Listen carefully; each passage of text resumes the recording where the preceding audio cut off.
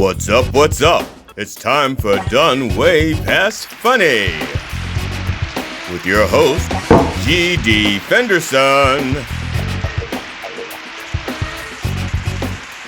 Join us as we discuss the art, science, and business of comedy with comedians and comedian adjacent. With this episode's guest, Jennifer Lieberman. It's time to get down and get dope with Done Way Past Funny.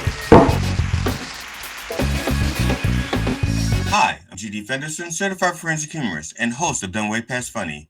This is the conclusion of our interview with comedian, actress, writer, producer, and author Jennifer Lieberman. Enjoy. Now, the independent theater production for the 21st century, I'm assuming that you're saying the 21st century because the things, not that the craft itself has changed. The art is still the art. The disciplines are still the discipline, and the rules are still the rules. But now we have different technologies that we have to deal with. Is that why it's for the 21st century?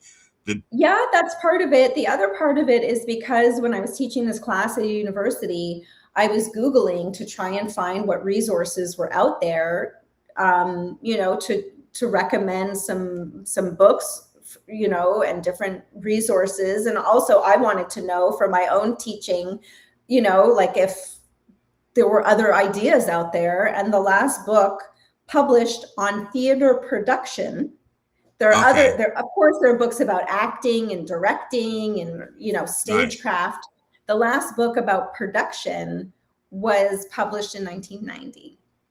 And I was like, okay, well, some things have changed. Yes. And yes, of course, technology, in the sense, like, if you don't have a social media page and you're not posting video, behind the scenes video, rehearsals video, gags with the actors video, like now that's part of your marketing plan and that has to be implemented. So having a designated 1 or 2 people at rehearsals, everybody's got a camera, everybody has a phone, everybody has a camera on their phone. So designating a good 5 to 10 minutes every single rehearsal, possibly during the breaks, where you're shooting some of that stuff, because you need to be posting content almost every day for a few months in order to get those butts in those seats. So that's one of the major things. And then also using AI, which, it's like, don't shoot the messenger, but for a low budget theater production where you're going to be netting $0, you're going to be lucky to break even. Well, maybe AI will do your poster. Maybe AI will make some original music for you. Maybe AI will do some of the things that if you didn't have AI do it, there would be no show. Right. Like I'm not big on AI taking jobs away. And if you're a big Broadway show and you're making millions and you're spending millions, like go fuck yourself if you're not going to hire a graphic designer or an artist to do your artwork. But, if you're barely scraping 10 grand together to do, like a 16 show performance for a month in June, you know what I mean? Like, yeah, that may never run again. Pardon? I said, and it may never run again. And it may never run again. Exactly. Or like having AI create some images that you're going to use on the projector because you don't have money to hire a carpenter and build sets and build, and hire a set designer that's going to cost you thousands of dollars, and then carpenters, and then the wood and the flats and the paint and you don't have that. You don't have that ability. So you're going to have AI generate some images and it's just going to be projected onto the back wall. Yes, you're going to do that. And these are things that we weren't discussing in the 90s or the 70s or the 50s or, when the Greeks were doing their plays. You know what I mean? So there are all these other elements. Back then when the Greeks were doing it, they called it Aristotle intelligence. It was. Yes, exactly. That was their AI. Sorry. Exactly. Or when Shakespeare was like flooding his stages, it was all very different. And Shakespeare didn't need to advertise as much as we do because there wasn't as much competition out there. Yes, almost everybody has a YouTube channel yes, it's all. Social media is the new Amway. I'm sorry for those of you who don't know what Amway is. You have to Google it. Yeah, I know. No, but exactly. It's like everybody's doing it. And if you don't want to get lost in the shuffle, you have to be creative. You have to be creative about how you're going to get the word out. And now, and you're preaching to the choir. And I would the thing is that some people, to get attention, are appealing to the most basic nature of the most base of human nature to get attention. And while it may get you some attention, if you don't have the rest of what it takes to maintain it, you're just going to have your 15 minutes of fame, if that. And that's it. Nothing more. Yeah, and also you have to be comfortable with what you're leaving behind, because anything you put online, even if you take it down, it's going to be there. There are going to be ways for people to bring it back and cancel you in 30 years or whatever. When you want to run, so, when you go to run for public office. Exactly. But you have to decide like what you want to be known for. And if your level integrity is at a certain place, then good for you, and go grab that bag. That's all I can say. But for me, even when I was doing stand-up comedy, like a lot of females, we start off with dirty jokes, because dirty jokes are easy and they're accessible. And we know the majority of the audience is going to laugh, when we talk about our bad dates, or we talk about bad sex, or we talk about body parts or whatever, and I started off insecure as a comedian, and I kind of defaulted to a lot of that lazy work, and I call it lazy because for me it was lazy. For other comedians, maybe they work really hard to write those jokes. For me, I was defaulting to something that I thought was an easy laugh. And and after getting a little comfortable and doing the scene in LA for a few months, I realized, like, okay, if I'm going to keep doing this, do I want to be an Amy Schumer, or do I want to be a George Carlin? And, I did some soul searching, and I was like, if I'm going to be known for something, I do not. And props to Amy Schumer. Amy, you're awesome. You're awesome at what you do. You've conquered the world. You're amazing. But that's not for me. That type of humor isn't for me. That's not what I want to be known for. And that's not what I want my legacy to be. And that's when I decided, like, okay, I'm going to start working harder on my writing, and I'm going to cater to a little more of an intellectual repertoire. And that's when I started talking about veganism and talking about the environment and talking about things that were more important to me, as opposed to just trying to get the laugh, and a lot of times I made the audience uncomfortable, and I brought truths to life that nobody wanted to recognize. And you know what I mean? It was harder to get the laugh. It was harder to make these jokes land. I had to work a lot harder on them, but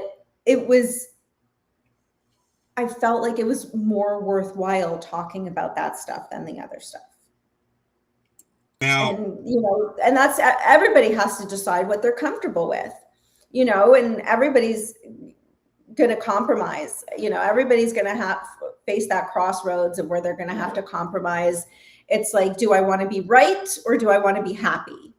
Do I want my script to get made and make these changes, or do I want to keep it exactly the way it is and blow every opportunity that I have at getting it made? Do I want to sell my script and make a good chunk of money, or do I want to hang on to it because I need to play the lead, even though 10 years have gone by and I'm 10 years too old to play that lead now? No, but you know what I mean? No, I And know, that's I the understand. thing. No, because I was just, Like, when you said that, I thought to myself, 10 years too old and 40 pounds too heavy. But yeah, you know what I mean? And we all have to kind of make those decisions. And as long as you can sleep at night, and, you know, we're all artists at the end of the day. And for you, you know, you'd rather do a 90-minute special that, you know, that talks to your artistry, that leaves your mark in the world, than work on your 7-minute set that, like, each joke is going to hit the same way every single time, and tour the country with those 7 minutes or those 10 minutes for 5 years until you get your next 10 minutes, you yeah, know, well, and go. So everybody, you know, it's choose your own adventure, and you got to do what fulfills you as an artist and what makes you happy as a creative. And, you know, if you need to wiggle around a little bit to fit through a square peg, you know, or fit through the round hole and you're the square peg. If you really want to go in that avenue, then wiggle around and reinvent yourself and do what you got to do.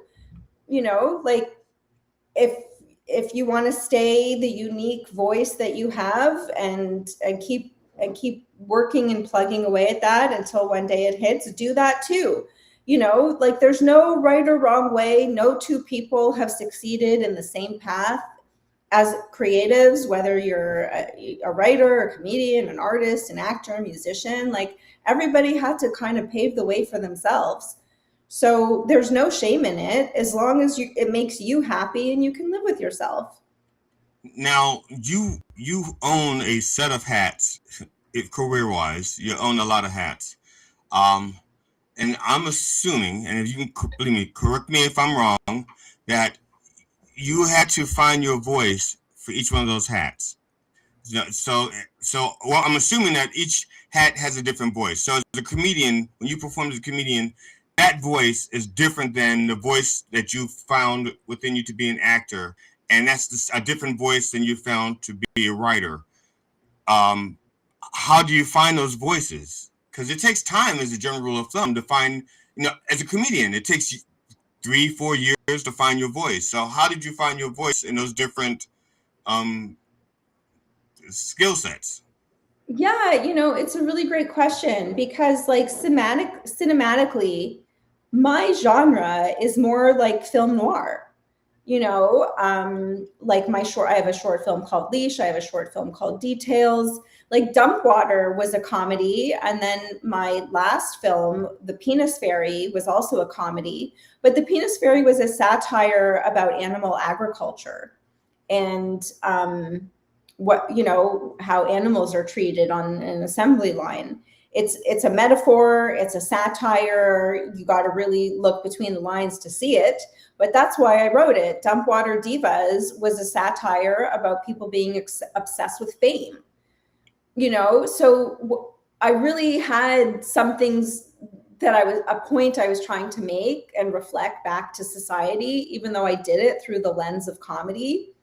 But my film stuff, like my feature film I'm working on now, Longing, it's a very dramatic, racy, tumultuous romance, like heart-wrenching love story.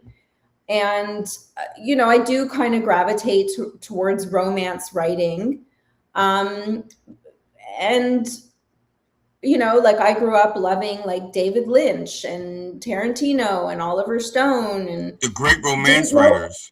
Well, no, but I'm just no, but they were very avant-garde. Their work Oh was yeah, more yeah, avant-garde. Like, I love Natural Born Killers, which was a love story, yeah. Mickey and Yes, it Mallory, was. baby. Yes.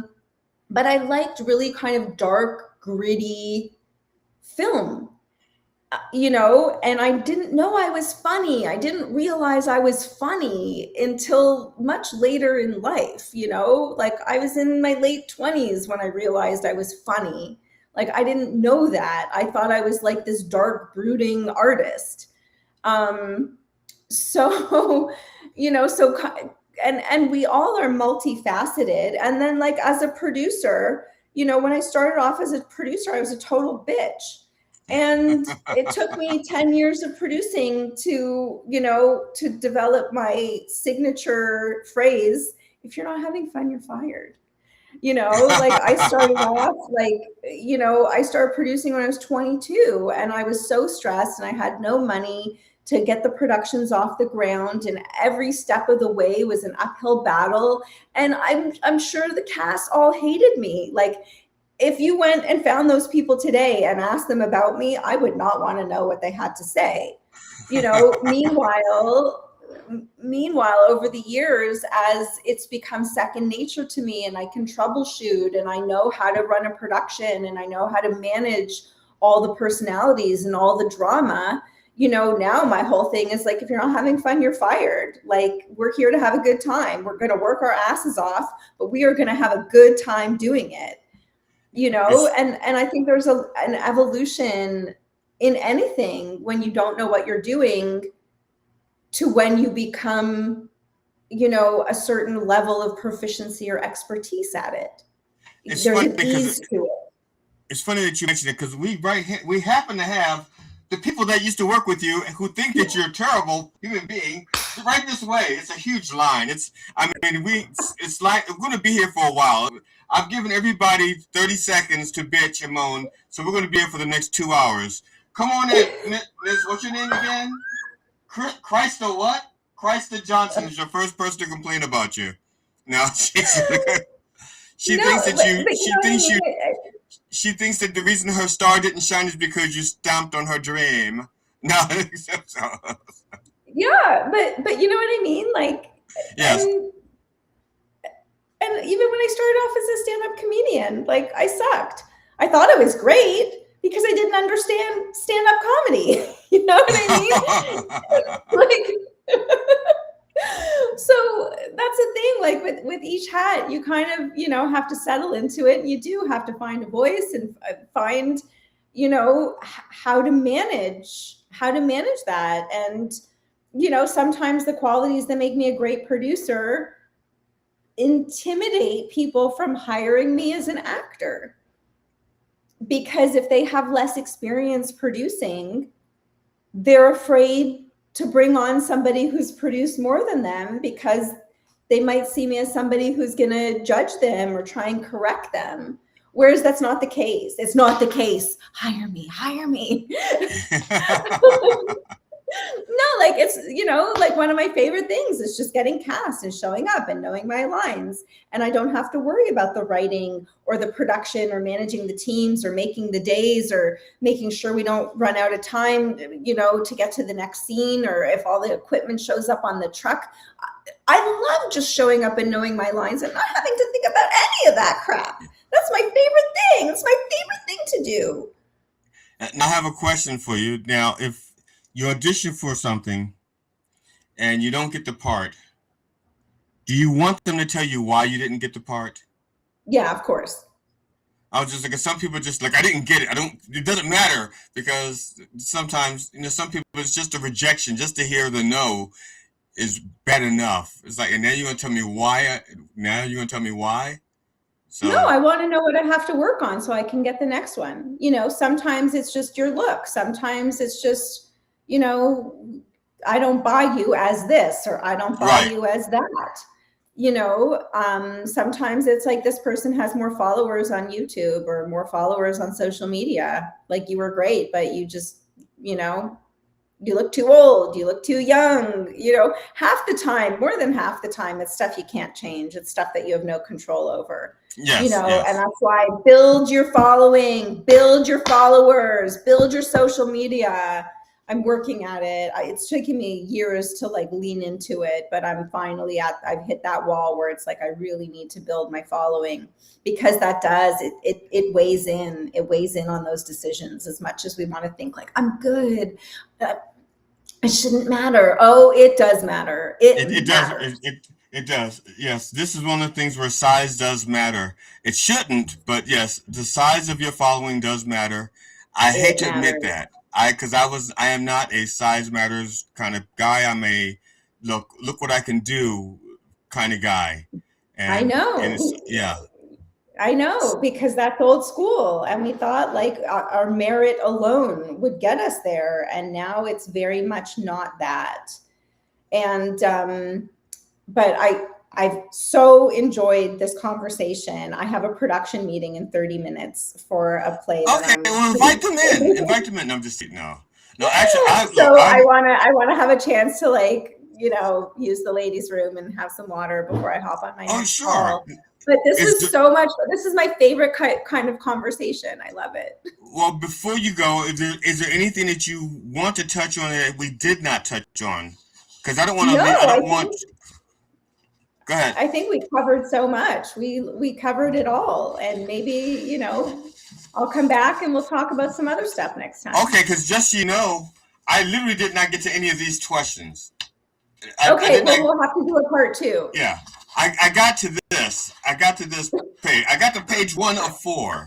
That's okay. Yes. Okay. Well, we'll do it. We'll definitely do another session. But also, I tend to go long with my answers because I feel that's like okay. There's so much to say. I want people to learn about you, know about you. Believe me, they know about me.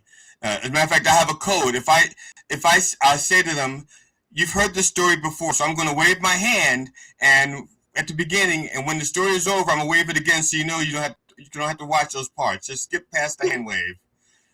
But today I did not tell any of those stories, so I didn't have to do that. So cool.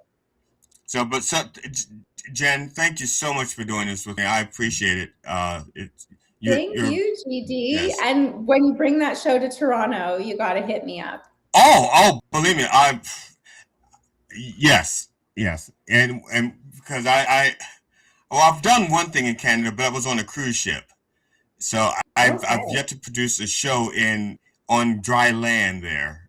I was in port when I was on the cruise ships. I was in port. I didn't produce and the closest thing to a show on dry land, I was on a tour bus, and people had seen me on the cruise ship, and they said, "Do so and so." So I gave a performance on the bus for people who didn't see the show before. Oh, but that's so much fun. Yeah. So awesome. Yes. So I will, honestly, I will be in touch with you. And I did not show, there's a couple of videos I did not show. I would just insert them. And you already answered the thing about details, because I have a picture from details, and I'll just insert that. And again, thank you so much. I appreciate everything you've shared with us today. Thank you. This was such a fun conversation. Let's do it again. We'll do part 2. Okay, you got it. Good. Take care, GD. All right. Bye now, Jen.